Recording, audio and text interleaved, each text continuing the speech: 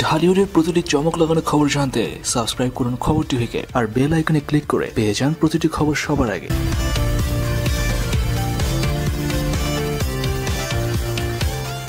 গেল 10 বছর ধরে ঢালিউডে নিজের আধিপত্য ধরে রেখেছেন ঢাকাই ছবির কিং শাকিব খান। বর্তমানে যৌথ প্রযোজনা এবং একক প্রযোজনা ছবির মাধ্যমে কলকাতায় নিজের অবস্থানও তৈরি করে ফেলেছেন তিনি। এতদিন বাতাসে ভেসে বেড়ালো, এবার জানা গেল আগামী বছরে যে কোনো সময় বলিউডে অভিনয় করতে দেখা যাবে শাকিবকে। বিশেষ করে নতুন লোকের শাকিব অনেকের নজর কেড়েছেন। এছাড়া শাকিব অভিনীত কলকাতার বেশ কয়েকটি ছবিতে তামিল ও বলিউডের কোরিওগ্রাফাররা একসাথে কাজ করেছিলেন। তাদের সঙ্গেও নাকি দুই বাংলার ভাইজানের ভালো সম্পর্ক। তাদের অনেকেই চান শাকিব বলিউডে কাজ করুক, তাই এখন নাকি বলিউড মিশনের প্রস্তুতি নিচ্ছেন শাকিব খান। এর আগে শাকিব খান ঢাকা টু বম্বে নামে একটি ছবিতে অভিনয় করেছিলেন। ছবির একটি সিকোয়েন্সে দেখানো হয় শাকিবের অভিনয়ে মুগ্ধ হয়ে বলিউডের এক পরিচালক তাকে নিজের ছবিতে নায়ক হিসেবে কাস্ট করে। বাংলাদেশ ও ভারতে শুটিং হওয়া এই ছবিটিতে শাকিবের হিন্দিতে কথা বলা দর্শকরা দারুণভাবে গ্রহণ করেছিল। এতে তার বিপরীতে নায়িকা ছিলেন চিত্রনায়িকা সাহারা। তবে এবার ছবির গল্প নয়, বাস্তবে বলিউডে দেখা যাবে শাকিব খানকে। আর বাংলাদেশের ছবি এগিয়ে যাক এমন কামনা করা অনেকেই বলেছেন হিন্দি ছবিতে শাকিবের অভিনয় দেশের জন্য ভালো কিছু বয়ে আনবে, কারণ পরবর্তীতে হয়তোবা শাকিবের পথ ধরে আরো অনেক অভিনেতা অভিনেত্রী